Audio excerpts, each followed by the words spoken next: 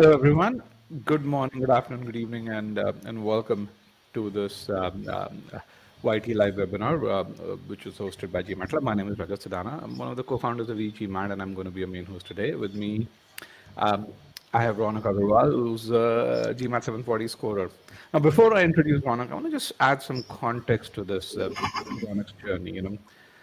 The really kind of successful journey is a journey where a student goes from point A to point B in the shortest possible time without making any mistakes. That's kind of what I call as the one extreme. There's a second kind of journey where student still reaches point B, at least if it's a successful journey, but along the way makes many mistakes, takes the GMAT multiple times to get there, and that's kind of a journey of a couple of years or so. This is not that journey either. The reason I like this is what I call as your average journey, where a student has gone from point A to point B, where point A is what a 590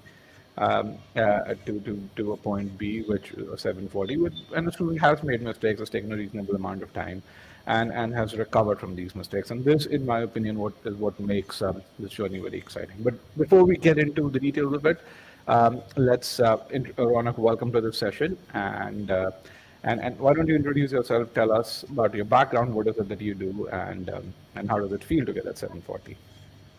Thank you so much, Rajat, for introducing me. So, I'm a final year student right now in Shyam College of Commerce, New Delhi, and I'm pursuing BCom honors. And after scoring a 740, it was a incredible experience for me, and I was very happy about it, about the all the hard work and the efforts I put it in the last 4 months. So, thanks to you for that. All right. Well, the hard work's yours. The coaching's ours, but it's your hard work that gets there. So let's kind of start from the very beginning, right? So when you started preparing for the GMAT, let's tell us about what your starting score was, both and then your quant and verbal scores, or so. So, my starting score was 610, Q45, and V29. Mhm. And it was kind of a thing that I knew that I'm at the areas I want to work on. So it showed me the areas I was weak on, especially the SC aspect in the verbal. So that was kind of the weak areas I wanted to work on. And the Mhm. CRRC, there's some conceptual gaps at point of time. Mhm. And Quant, I knew that there's some behavioral aspect that I wanted to cover on to Mhm. learn how to not do some process gaps, the process skills gap. So that I learned in the entire 4 weeks journey of mine and to work on that to go to a 740. Okay. So the mock that you took was a Sigma X mock, which Yeah, is where you Sigma got X1. your quant abilities and the verbal abilities or so. And then you ended up with a Q50 and a V40 right now, which so I mean a really incredible improvement on verbal. Um, an almost perfect score on quant. I know you still regret that not getting that Q51, which you were scoring on your marks. So so um, so when you do that, when you took the mock, you were given a plan, right? Can you Yes. outline what was the sequence of that plan? What did that plan tell you? So that plan kind of showed me the current stand of me in the quant in the two sections, the arithmetic and the algebra basically, and in verbal for CRRC and SC. So it showed me the current standard at I am and my target point of time, that target score I have for scoring a 740 or 760. Mhm. And totally the time gap I will require according to it means the amount of weeks and the hours effort I'll require. Then putting in the amount of hours that I can put in according to schedule. They showed me the rough timeline of where I can give my GMAT and when I can give my GMAT and how How much. much time did you put in on a daily basis for weekdays and weekends in that plan? So for weekdays it was around 3 to 4 hours, and then for Mm. weekend it was around 5 to 6 hours on an Got it. average. Yes. So All that right. was kind of my time going towards it. So now, since your major improvement is on the verbal side of things, let's kind of start with how did you start preparing for verbal? Which subsection did you start with? So I started with SC basically because that was my weakest section in that point of time. So before SC, I started with Master Comprehension course, the module of e-GMAT, where I Mhm. was really being taught how to read and to where to pause, how to interpret things, and then I moved on to SC course. So, but you are someone who's from Sri Ram College of Commerce. It's a really good school, if I understand, in Delhi, right? It's very Yes. difficult to get into. So presumably you are someone who's good in the classical sense of what English in India is considered to be. Mm. Yeah. So what did master comprehension teach you that you did not know already? So one of the major things it taught me was the pause points aspect. Means because where we when we read a long sentence, it's like how to break it up and how to understand that, because that's very complex at that point of time. So the master comprehension course taught me that where to pause aspects and at which pause point it may be a preposition or a comma point, and then where to interpret and pairing up the subject verb. So the concept of the pause points helped me a lot in the master comprehension course to interpret complex sentences. Okay. And so where all did that help you in the context of the GMAT? So it was helping me in all the three sections basically, especially in the SC aspect, because in SC, a lot of time the test makers put a meaning error, where we have to interpret the wrong meaning and then think what's the logical meaning there. So it helped me a lot in the SC aspect, and also in the RC course it helped me a lot because it at times it's a very dense passage, putting a lot of it in a single paragraph. So to knowing from where which point to which point to read and then interpret and summarize in our own words. So that helped me a lot in these Got it. sections Okay. majorly. So you went through, you did the master comprehension course, and then you did the SC course. Yes. Do you remember approximately how long did it take for you to go through the master comprehension and SC course? Approximately? Master master commission, I guess it was around 2 to 3 days.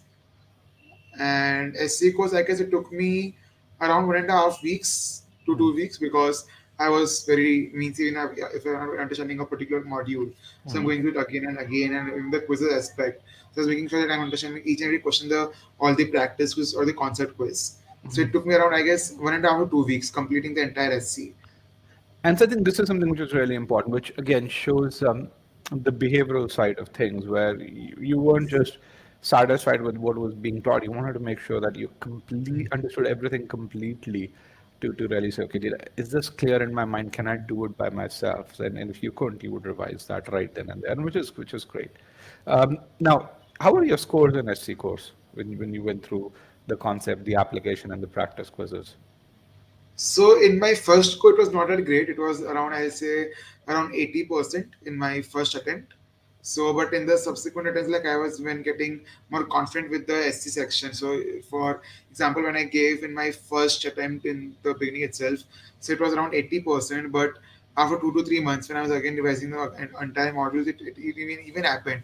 And even after completing my SC course, when I again gave 2 to 3 days after 2 to 3 months, seeing that I was lacking at some points in some sections of SC. So I almost went to the entire course once and even solved all the questions from A to Z, entire question once. And I guess in 2 to 3 attempts, my average score boosted up to 95%. And to be honest, people think that doing the same questions again will be that you remember the aspects or the mistakes you do. But what I realized that after I was doing the same questions for 2 to 3 months, if I'm making a mistake, it's the same mistake I've done previously, and it's not really that I remember it, because in that 3 months you're solving so many sections, so many questions, that you can't remember each and every mistake that you have done in the past. So that was my aspect in the SC course. Okay. First of all, 80% is a pretty good score. So for most files, so we have what we call it some critical files in the SC course where 80% puts you right at the P75 point. So we track the the score range for every file. Internally, we have an analytic system that's instrumented that does that. And 80% gives puts you right at the P75 point for most files. I think that's good because that puts you gives you a good solid foundation. And once you do the SC course, you go and do cementing, and you struggled with the with cementing aspect. Uh, Yes. Tell us more about it, and how did we figure that out? So SC cementing was a major struggle for me, because after doing the SC course and getting confidence in each subsection or each topics, I was struggling a lot in the cementing aspect, especially in the art level modules. So at that point of time, even after not clearing it in 2 to 3 course, I contacted the strategic guidance team, and then DJ helped me out to give me the proper guidance that at where areas I'm lacking. So what should my corrective measures be? And I also even went to the live 360 video of the meaning based approach of Mhm. Pile in the YouTube channel of e-GMAT. So combining both of these things of DJ and the live 360 video, that helped me a lot through go through it to realize my mistakes where I'm lacking, because my major point of mistake was of not doing the sentence structure properly and Got getting the meaning analysis. So I went through it, overcome it, and then again passed the cementing aspect, So and what then did you score in hard cementing this time? Do you remember when you corrected this? I guess I scored around 60 to 70%. 50% of the 60%. benchmarks I scored 60 to 70%. Yeah. Yeah, 70% But puts yeah, you right around that 90th percentile or so. yeah. Okay. Now, so tell me one thing. Um, when you so even when you were faltering in hard SC, in hard cementing and SC, you knew the concepts. The issue wasn't concepts, right? Yes. What was the issue, according to you, if you were to simplify this? You said you didn't do sentence structures, but what is that? What is the larger issue here? So my larger issue again was not a conceptual issue majorly, but the behavioral issue of meaning-based analysis, of not understanding meaning properly. And at some point of time, not majorly, I'll say it was 80-20 the reason.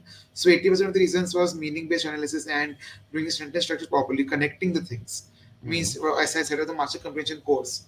So in the cementing aspect, when we are doing the modules, right? So we are solving it very slowly in our own time, not a lot of time pressure. But in the cementing aspect, we have a time pressure at point of time. So at that time we kind of tend to skip the process steps that we are applying in while doing the modules. So at that point of time I kind of skipped the, some one or two steps, not even applying the pause point concepts. So that point of, I guess 80% of the reasons was that of not passing the cementing. But then again, after I realized it, after by revising through it the entire course and getting the feedback from DJ, so then I again went to do the cementing and then passed it the second time. Okay. Now you've actually done physical classes is this as well. So when you think about the support that you get from an online platform versus something that you've gotten from a physical classroom, which you've done for CAT, how would you characterize the quality of support and the extent of support? The quality of support is different in both aspects because offline means that traditional coaching cannot be compared to AI based recorded lectures, right? And strategy guidance. But at that point of time, even if and I did not to e-GMAT, it just surpassed my expectations for the reason that the strategic guidance I was getting the throughout from A to Z. Means it was totally guiding me that if I've passed a particular subsection, so means what is the readiness which I have to give. I have to ensure that I am totally thorough with that particular verbal section. And even after when my throughout the 4 month journey, at each point of time, all my doubts were getting cleared from through the forum request. All the mentors were totally active, my responding to all the queries within 1 or 2 business days. So that was totally tremendous. And even after getting a lot of one-to-one call with you and even with DJ and getting personalized guidance at each point of time. So that those were the aspects which I even did not get from the live classes or the physical classes from the traditional coaching. So that point of that experience of mine was better, totally better here at e-GMAT of being with me at each point of time. It's like not leaving the person on its own to see like what the person is doing, but to ensure that he is passing the passing all the steps properly in the proper structured manner. So what I missed there in the traditional coaching was a structured approach towards teaching it.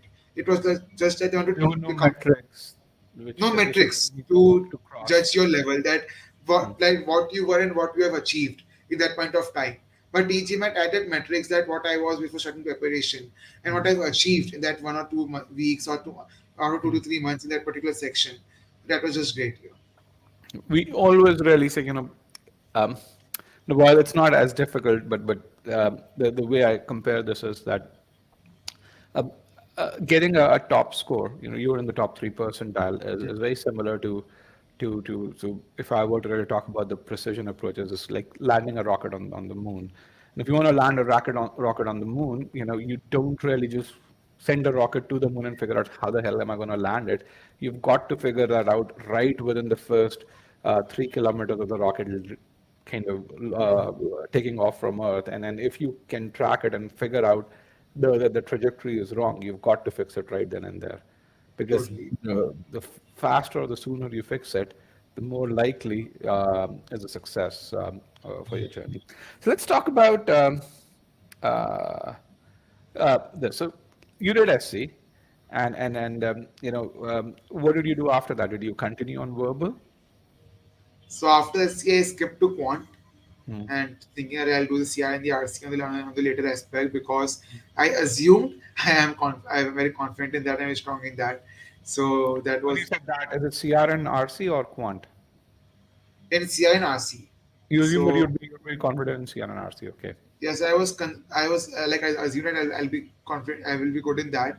Hmm. So skipped to quant to just finish that aspect in a month of time, and then coming back to vocal aspect. Okay. Was that one of the best decisions you could take? No, it was one of the worst. It was one of the It worst. is one of my sorry. Tell me why. So I was regretting it to be honest in my last 15 days because I thought I'm starting the verbal section, I should have finished it because the lot of things which go in the same hand, with the same skill that you have to apply in the same manner. For example, the master comprehension course. So that is not only for SC, even that's helps in CR and RC as well.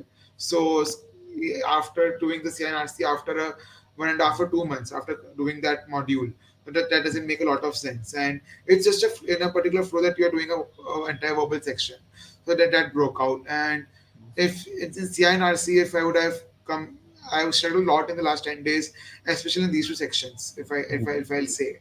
So if I would have done that course a pretty earlier before quant, so I would have given maybe more time commitment towards that to section to improvise more. And The other thing is, even though, as you rightly said, there are core skills that you want to just continue to build upon once you've done with SC. And you want to also take that confidence and those good habits from SC to CR or SC to RC and get done with it before you start with Quant, before number starts messing up your brain. Okay. Um, so let's kind of look at your quant prep. On the quant side, you were at a Q45, which is a uh, pretty good thing. Um, Now, why was it? I mean, you have a decent quant background or so. So what were the kind of mistakes that you were making when that kept you at a Q45, and then how did you overcome those mistakes? So my two major mistakes that point of time, major reasons was first, there's conceptually I gave in a few topics which I did not cover previously in my CAT exam, Mm, especially the statistics and the absolute values concept there, mm. because absolute values here is much advanced compared to CAT, I'll say. Oh, And interesting. I did not know that. it's kind of advanced comparing the inequalities and yeah, so it was kind of Okay. advanced here. Yeah, and also I was in the process skills. So what I used to say a silly mistake, but that was Mm, kind of a behavioral mistake or a process mistake that I used to do. Of means e-GMAT when I taught me a 5 to 6 steps process, right? mm. So that thing I was kind of lacking there when I gave my initial mock, whereas chorus Q45. So even after I was having conceptual clarity in all the topics, and my major mistakes was the behavioral aspect where I was not considering my two major issue was considering all cases in the simplification. So even Okay. after so even after knowing the concepts well, I was doing some behavioral mistakes on not considering the all cases and where I lacked it. So you want simplifying the initial expressions to a more Yeah, manageable form. That's one piece. And then when you were doing DS primarily, if you were not considering all yes, cases, and DS was also a new thing for me here in GMAT. okay. Um, Now, how did you use the course architecture to get through quant quickly? So my course architecture was because I was pretty sure that there are a lot of topics which I'm pretty confident of in when compared to GMAT. So I used the pace architecture means which was Yeah. So telling because me. you already prepared for quant, so there were topics you were confident on. Yeah. So after giving the diagnostic test in the beginning of each chapter in the each module, so I Mm, was told by the AI that which topics I can just skip out from the entire course, and then doing the remaining aspects, and then giving the GMAT skills and the GMAT, the last four practice quizzes and the main quizzes. So that was my preparation for the entire quant course, and which mm. I guess also helped me to save around 40 hours to be Yeah, precise you told me it's like in the about entire 70 hours pace. due to the pace architecture, yes. Yeah. Yeah, we introduced pace on, if memory serves me right, around the 7th or 8th of December. And until date, I think right now, I haven't looked at the number this month, but we probably are at about 1.2 million minutes of saving with Okay. that since then. So yeah, so that's something that a lot of people have used because essentially it's not a single course; it's upwards of 10,000 courses, depending on what you need. It gives you that, and yeah. Now, one of the things that you did, one of the mistakes you did was you actually consumed a ton of questions, right, from Sorry. scholarship. One of the mistakes while preparing that you did was you consumed all of e-GMAT's questions in Scholaranium, Yes. right? So, so you got this revision pack from our strategy team, which was, doing the OG quizzes in Scholaranium, Yeah. which you have. So, tell us, how did that help you, the data and the insights that Scholaranium generated through those OG quizzes? So after my completing the SC course, when I just was cementing, so I was pretty not that confident still when I was with the SC section. So I contacted DJ and he helped me with the means the entire division module. So I should I even if I'm moving to next section, so I should I revise notes and how should I what kind of quizzes I should do on a regular basis in a good span of time in 2 to 3 days and what kind of questions I should do. At I guess it was in every 2 days new questions, OG questions, and in every 3 days, the incorrect questions. So, and revising notes on a daily basis. So, having that revision pack was really handy to me to gain the confidence aspect in SC a lot, along with revision. So, yeah, so it helped me a lot at that point of time. Yeah, and I think this is something which is really important, this revision piece, because you were starting at your starting ability was below 50th percentile in SC. It was around that 36, 37 percentile. And to get to it in a concentrated time is one thing, which is a big achievement, but to maintain it at that point in time, because it's not that you had this innate ability, you built that ability. So when you build something, you've Exactly. got to maintain it, whether it's verbal or quant. And so that part, I think, is really, really useful. So CRNRC. How did you approach the CRNRC subsections initially, and then let's talk about your struggles 15 to 20 days, or 25 days even before the test, right? Yeah. So let's kind of Yes. look at how did you go about approaching them, and then where were you struggling? So CRRC was again in the same three-step process, like the other sections when doing the foundational courses and then the cementing and then the readiness test of the interval properly. But and one of the major areas I was struggling in CRRC both in the last 10 to 15 days was the visualizing aspect and doing the precise reading, conscious reading to identify keywords and visualizing each and every words and not just skimming to the options or the passages. So that aspect I improved in the last 10 to 15 days. Even after being very crisp with my concepts, each and every concept, it was like I was pretty sure of it, confident of it.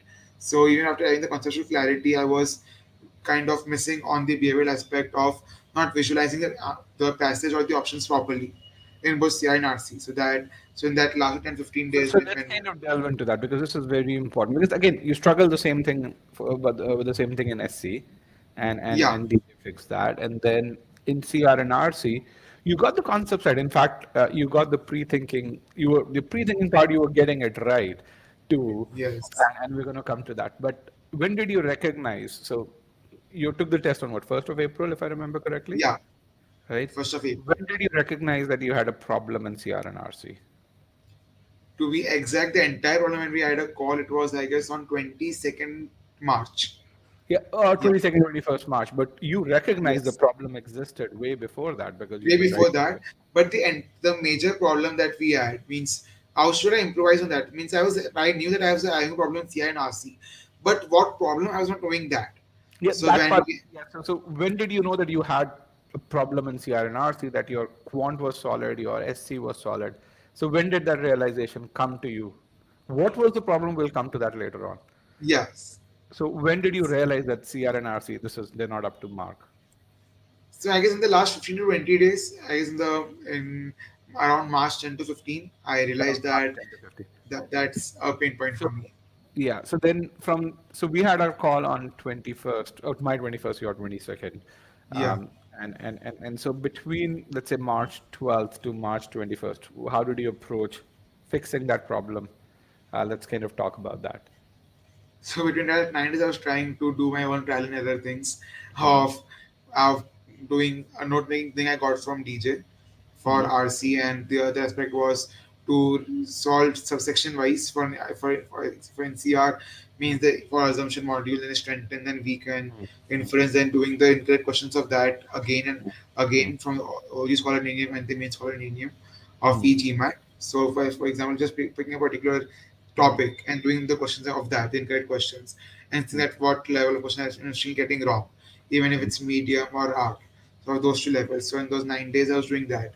And for RC, I was doing again practicing conscious reading and doing the passages properly again. Okay. Um, so then we had that call on the 22nd, and Yes. you'd sent over your mock attempt. Do you remember what was your score in that official mock that you'd sent over? In third official monk, I guess on our 22nd, right? Yeah, It before was the one that I a analyzed. call. Yeah, It before our call. was 680, I guess. 680 or 660. So what was your verbal score? I don't remember that. I guess it was around V30, I guess. Yeah, V30, V31 was your verbal score over there. Yeah. So uh, when we had our call, we just looked at what, two CR questions and one RC passage during that call. Yeah. That was primarily it.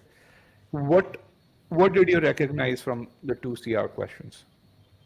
So two CR questions from the amount of time we even committed on that each CR question, it was I realized that where I'm lacking on means after even we were discussing it, even I was thinking in my mind that what TL I've selected in that option choice and why have I selected it. Then realizing that I was just giving to the options and not rejecting it for the correct reason. So I was rejecting it for the reason that that may be wrong, but Hmm. realizing that I was rejecting it for the reason that this will be wrong. That Hmm. was a major concern for me, the CR aspect.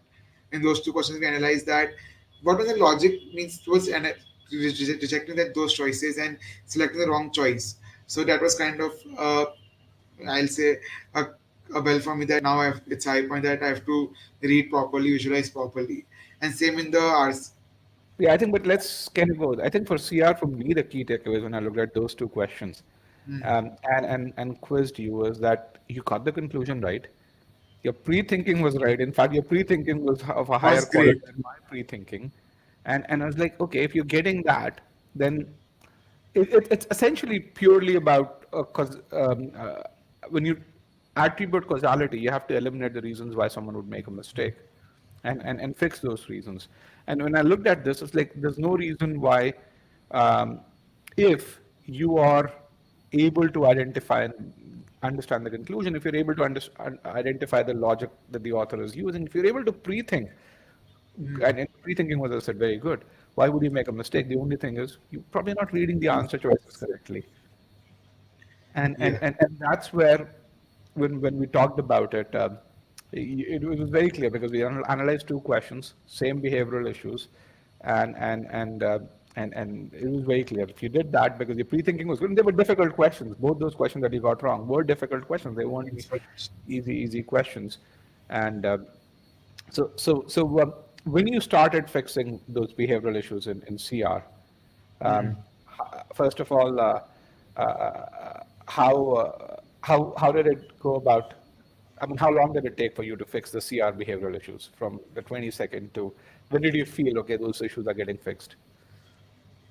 So my major, so first of all, it means again revise the mocks, doing a much deeper analysis of each and every question, and then after doing revising the some concepts and some wrong questions, after reading the economics articles, like as you said, means from the areas that I was not comfortable, history, culture, and science.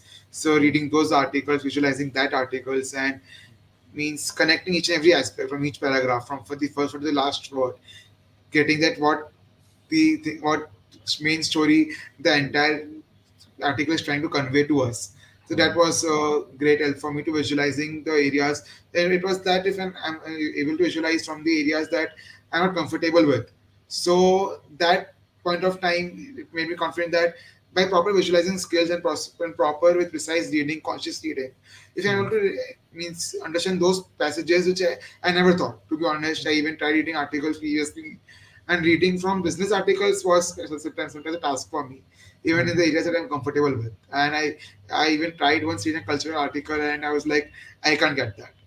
But when we had a call, when we discussed that how should I go through it, the video, go through, even after seeing the difference Harsha's video of video, us. you mean to say? Sorry, Harsha's Arsha's strategic. video. So how to read properly, and then reading those articles was like I was able to really make sense of each and every paragraph. So that just helped me a lot in the CR aspect, and also in the RC there for understanding the paragraph. So when you were visualizing this, was there a sense that, okay, because visualizing does require A, additional focus, and B, additional time, right? When you're reading, it does slow Yes. you down. Were you concerned about timing? I was not concerned of the timing because if I'm giving a less amount of time, even if the optimal time of 1.5 to 2 minutes, and I'm getting the question wrong, then it's not worth it. It's still better that if I invest 15, 20 seconds extra in a particular question, and even if I leave last 3 to 4 questions, that's still fine, and I'll get a good score. For example, in the initial mocks, even if I gave when I was scoring a low score, I completed the paper and still got a low score. It was of no point because I was focusing on the per question timer. Per question timer, I have to finish within 2 minutes. But and then later on, when I was concerned with visualizing the paragraph properly and seeing that I'm solving it with all the skill set in the mind and all the process with the especially answer choice analysis, that to rejecting that this will be wrong, not maybe, and that I even would be if certain this is wrong. yeah, and then even in the main DD exam, I left, I guess, 3 to 4 questions. It was totally guesswork. In the last 15 seconds, I attempted the last 3 to 4 questions. And I don't regret that because even if I got those questions wrong, that's fine in an adaptive paper because that's an art level question that won't cost you a lot at that last 3 to 4 questions.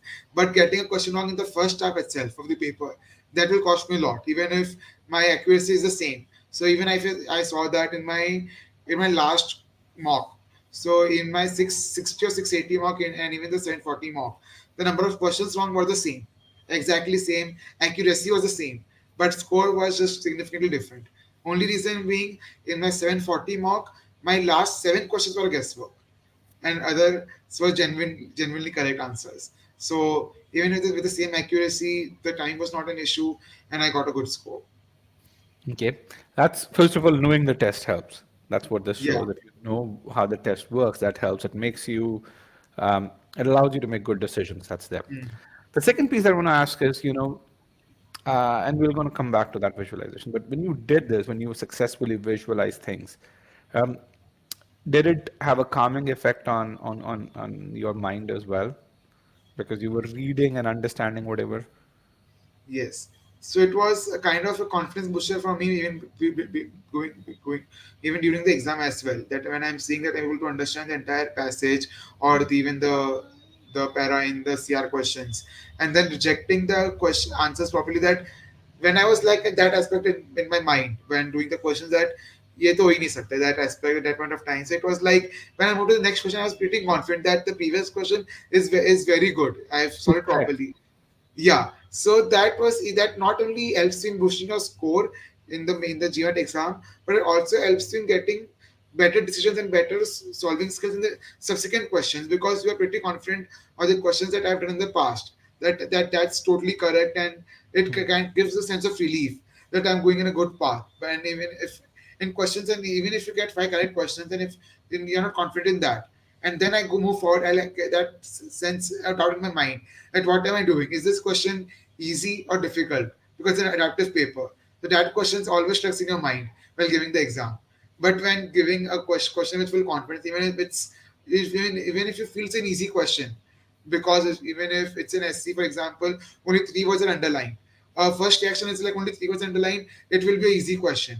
But when giving so many GMAT prep questions or the official questions, and even having the confidence in the previous questions, given before the that question at that point of time. So it's that confidence that this is a hard question and I've got it because I've done the previous questions correctly.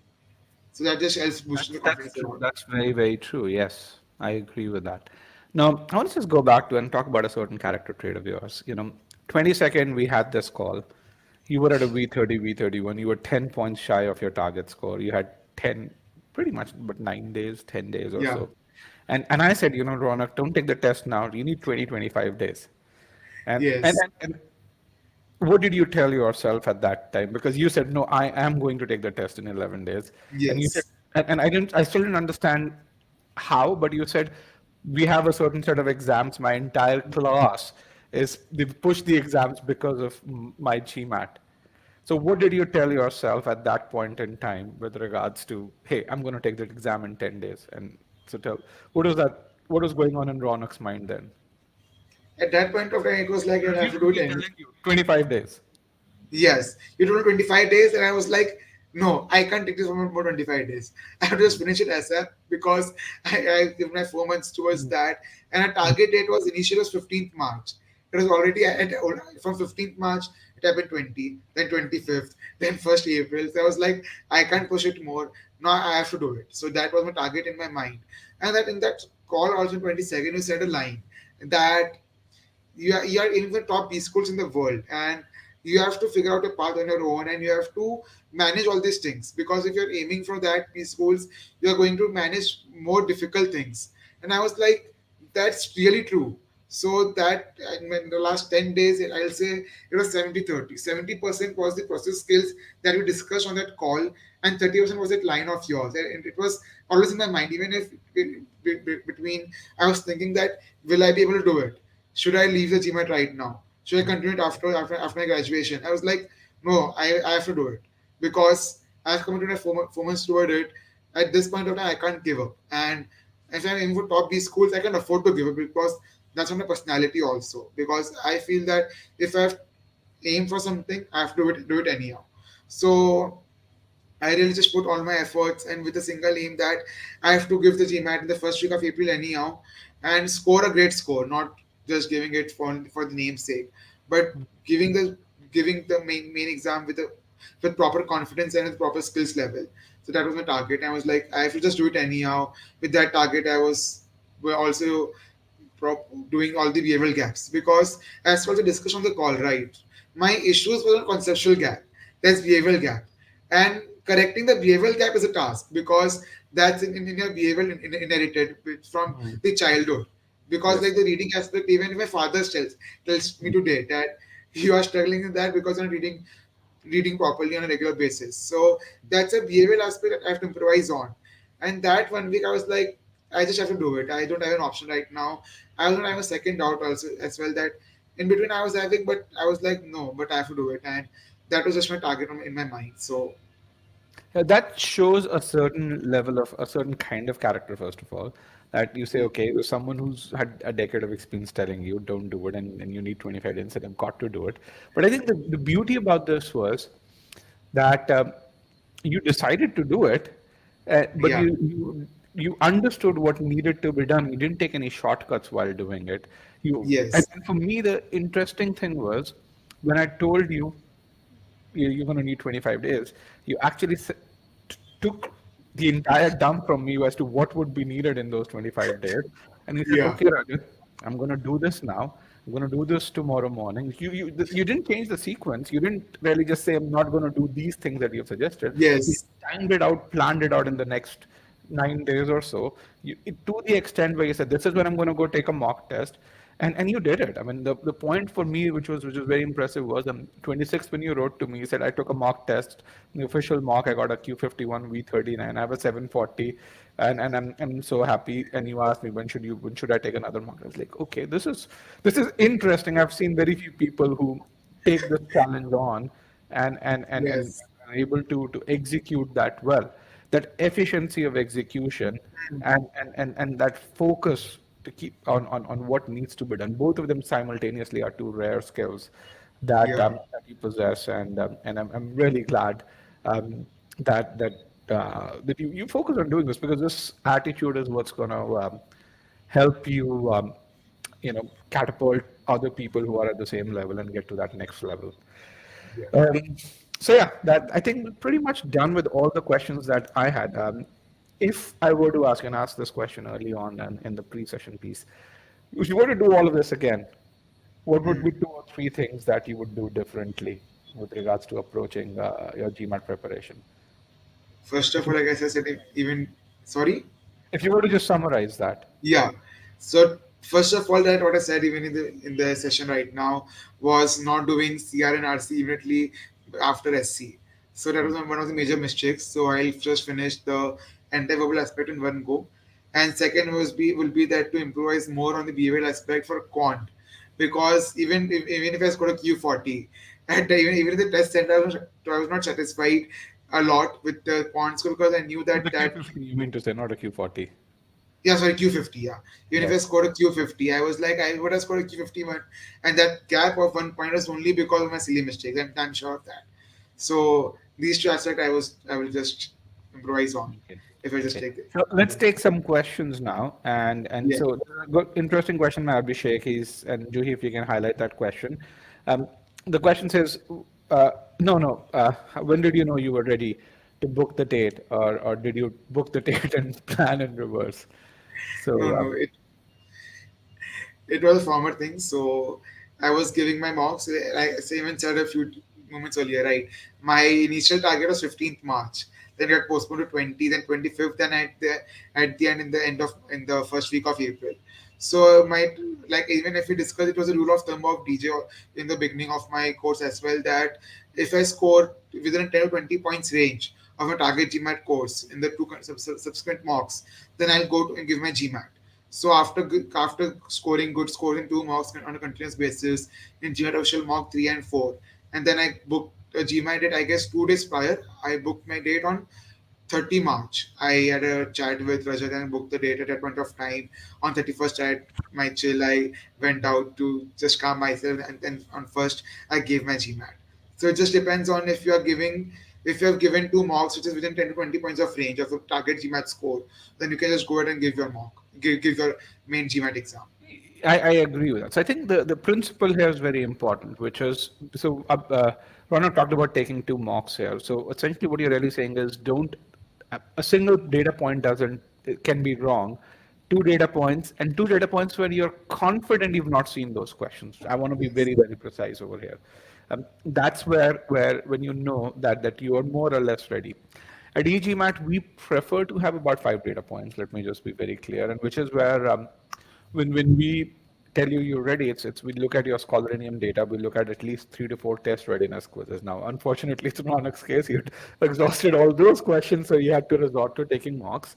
But essentially, the principle still is the same. You need at a bare minimum double confirmation overall. Now, in Ronak's case, it wasn't just those two mocks, it was also the fact that he had been improving upon his behavior. And I had analyzed his prior mock in which he got a V31, where I knew he was doing the pre thinking right. So I knew, so it was Ronak in many ways was like a, and I use this example in many contexts. He was a teacup with sugar in it, with everything else there. The sugar wasn't stirred. And then when he addressed those behavioral issues, the sugar was stirred. But I knew the sugar was there. So, so that's something which allowed me to really just say, okay, 20th, 21st, I know your pre-thinking was really good. I know your concepts are good. I know your quant's good. I know your SC is good. And then you worked on these behavioral issues which we diagnosed, and then you are consistently scoring on these mocks, and so that's where this is important. Abhishek, another interesting question, which is much more in the e-GMAT context, which is how important was cementing, and so Ronak, why don't you answer that first? So cementing was, I'll say, one of the most important aspects of the entire course, because, like even as I said, even after having conceptual clarity on all the concepts, you don't know that can you apply it properly in a timed manner and the medium and in the art questions. So, for example, my SC aspect, in my SC in the course in my all the modules, I was getting about 80 percentage in almost all the quizzes. But even after that, I struggled a lot in cementing because I wasn't able to score properly in the timed aspect in the same set of level. For example, in the art question, you have to make sure that you are pretty confident if you want a good GMAT score around V38, V40, or more than that. So you should have a good end on art questions as well. But by cementing doing that, it cements the entire concepts that you have done then by investing the 1.5, 2 weeks in the entire module, and just be ensured that your skills are good enough to apply in medium and art questions in a timed manner. So I think cementing for me, so that's very true. This is from a student. That's a very impressive response. So I want to just talk about cementing in the context of what is it. So think about it this way: a lot of people when they go through a particular course, they really have this attitude of saying that, okay, I've done this course for 2 weeks, I've done well in these files, and that's if you've done well on the files in the first attempt, it's very true that you have a good foundation. Uh, but then, if you're aiming for that 740, you want to achieve that 97th percentile, 98th percentile in that particular subsection. And there's no better way to take your skills to that level right when you've been putting in that effort. And that's where you need to do cementing, and that's why you need to do hard cementing. And what hard cementing really says is, as Raunak says, can you put all the things. I mean, imagine GMAT sentence correction tests about 200 sentence structures. GMAT critical reasoning has uses the sentence structures in multiple kinds of visualizations.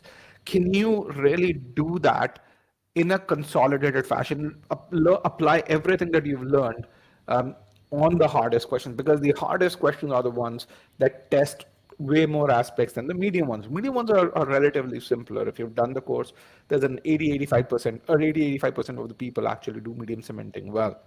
But and by the way, those 80-85 can also do hard cementing well if you've done the course well. It's just about applying that, putting that mental, that brain to it and saying, if I made a mistake, what behavioral issue caused a mistake? And if you fix that behavioral issue, because the concepts are the same, you will ace hard cementing. And talking about behavioral issues, we have the see our pre-thinking session, the visualization skill that Ronak talked about. We're going to discuss that in that pre-thinking session. In fact, Harsha is going to discuss that, and he's one of the best pre-thinkers out there, and one of the best visualizers out there. So definitely join us in that session. Okay. Any other question, Juki? Let's see. Let's go up.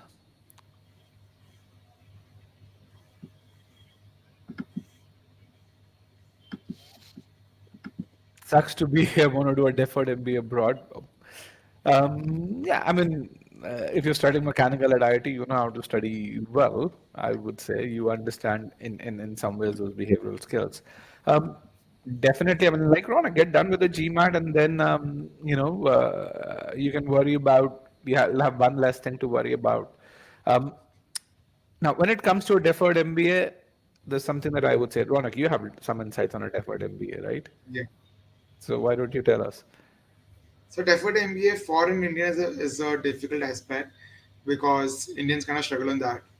I don't know. The reason is not known to me for to be honest, but it's that if the mean score for a particular program of top B school, it's just a random score. If it's 730, 740, then Indians will need at least 760 in that to get selected, even if with a good background, with a good bachelor's degree at that point of time. And it requires a good amount of time commitment as well, around 4 to 5 months to prepare for everything from CV to application for recommendations. So it requires a huge time commitment. And when it comes for an Indian, so it's really on a upper edge to commit a lot. Yeah, I think you have to think about a deferred MBA from the point of view of the AdCom. And what Ronak said is a fact. You have to understand why those facts exist. What's the causality behind that fact? Um, when it comes to Indians applying to top B schools, there are plenty of Indians applying to top business schools, right? So if I'm an admissions officer, I'm going to accept you. When I accept you, I'm taking a risk because I don't know your professional background. I just know your undergrad. I know your GMAT score, and so I'm taking a risk on you, and I have to have a good reason to take a risk on you now versus admitting someone with a 770 who has 5 years of experience, who has worked for a top firm, and where I'm aware of not just the academic part, but also the professional aspect of that particular individual. And so unless and until you've had internships during your undergrad, unless and until you've done projects which are, unless and until you are someone who's really saying that, who's telling me as a business school that I'd be lucky to have you, because if I give you a deferred MBA admit right now, you are likely not to apply to a higher ranked school later on. I'm not going to admit you. There's no point admitting you, especially if you're from India. Now, if you're from another place, it's a very different thing. But especially if you're from India. So, and I know deferred MBA sounds rosy, but get the GMAT and essentially work on developing your leadership skills, and 3-4 years down the line, the GMAT's valid for 5 years. Apply to a top school. It's actually a great place to be in. Okay. Raunak talked about absolute values and algebra. We have an algebra webinar. The links there in the comments. You can register for that. That's Sunday. We actually talk about inequalities and absolute value in that. So Diego has a question. What would your 1 month pre-GMAT calendar prep be like? I think yours was not a typical 1 month pre-GMAT. Why don't you tell me what it was and what would you want it to be, and then I can weigh in on it. So 1 month pre-GMAT journey, I guess it was like the month of March, right? Yes. We'll see that. So that was means majorly improvising on my verbal aspect in my CR and RC, and I guess that was the two major things I was just doing in my last 1 month, and giving mocks and practicing the questions, and not means not losing end on the things that you already know. So for example, at SC I completed in the month of December itself when I started my preparation. But even in the last 1 month, I was focusing a lot on SC because I knew SC is an area which was totally new for me when I started with GMAT. And it was that I did not want to lose my hand on that and lose my confidence on that. So even if I was confident in SC on a regular aspect, I was making sure to do even if it's 5 questions in every 2 to 3 days on a regular basis, and even practicing quant. So even if it's quant, even if it's easy, medium, hard questions. So I was just doing it on a regular basis because these are the aspects that even if you're not weak on that, you should not let that section be a weak on you at any time in the future by losing the add on it. That's my point of view. So in my last 1 month, I was working on solidifying the already known areas for me and improvising on CR and RC. So what Ronak said is something which is very interesting. So I think you asked the question about the last 1 month. I think what I'm going to answer is what's going to be that last phase here that's important here. And Ronak did two of those things together, and he was lucky to have, I wouldn't say he was lucky, he was very determined to have pulled it off. And it shows that certain character trait that we talked about. But in reality, if you want to plan your prep better, what you want to do is before you reach that last phase of preparation, you want to make sure that cementing is well done at the subsectional level. You have achieved all abilities at a subsectional level, and so that in the last 20 days or so, you're trying to do three things. One is you're trying to achieve test readiness, which means mix lots of mixed quizzes over there, and you're building your intensity up. So you don't want to start with a 31 or question quiz and quants and a 36 question quiz on verbal. You want to really just prove that you can hold your own in a 20 question quiz where you're still able to visualize everything. You're still able to comprehend everything that you've read, that you're reading. You're still able to you look at the keywords and do that. So if you're able to maintain that focus over 20 question quiz and you want to increase that, and you want to use those last 20 days to simulate your best and your worst performance. What's your worst performance? Your worst performance is where you have a disproportionate number of questions from areas which are not your strengths, and your best is where the opposite is true. And again, the goal over here is that you get into a high intensity mode of learning. Now, one of the other things which is really important is you also want to avoid burnout. So what Ronak did a day before the exam, just chill out, go out. That's really important. That relaxation is really important because when you get into that test, stress will build up, and it'll build up even more if you've been working the prior day. So that 1 day of break is really important prior to the test. Yep. All right, guys. With that, we are what 53 minutes into the session. I don't think there are any other questions out there. So thank you very much for joining us today, and Ronak, thank you for being here. It was wonderful having you. Same here. Thank you so much, Rajat, again for being for me and for the entire 4 months of joining. Uh, Thank you for being a very intelligent student and proving me wrong. It's just this is one of those few instances that I'm really happy when I'm proven wrong. Thanks a lot, and thanks a lot everyone for your questions as well and being there the entire time. All right. Thank you. Bye bye, and have a great day.